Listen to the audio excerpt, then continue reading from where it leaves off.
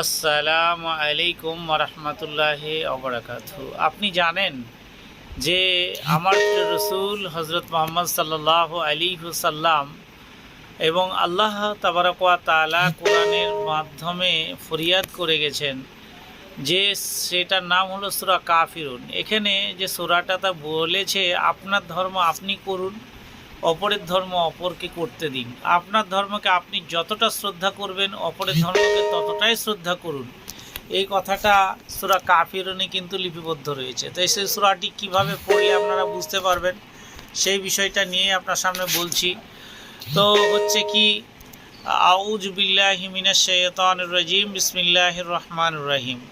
কুল ইয়া আইয়ুহাল কাফিরুন লা আবুদু মা তা'বুদুন ওয়ালা আনতুম আবিদুনা মা আবুদ ওয়ালা আনা আবিদুম মা আবাদতুম ওয়ালা আনতুম আবিদুনা মা আবুদ লাকুম দীনুকুম ওয়ালিয়া দিন।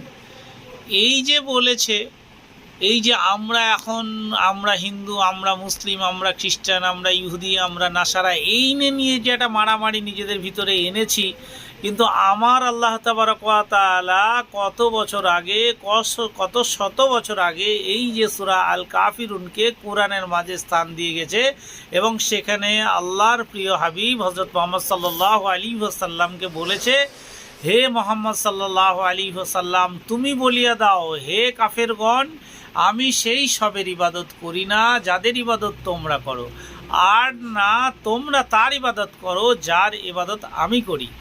আমি তাদের ইবাদত করতে প্রস্তুত নয় যাদের ইবাদত তোমরা করছো, আর না তোমরা তার ইবাদত করতে প্রস্তুত যার ইবাদত আমি করি।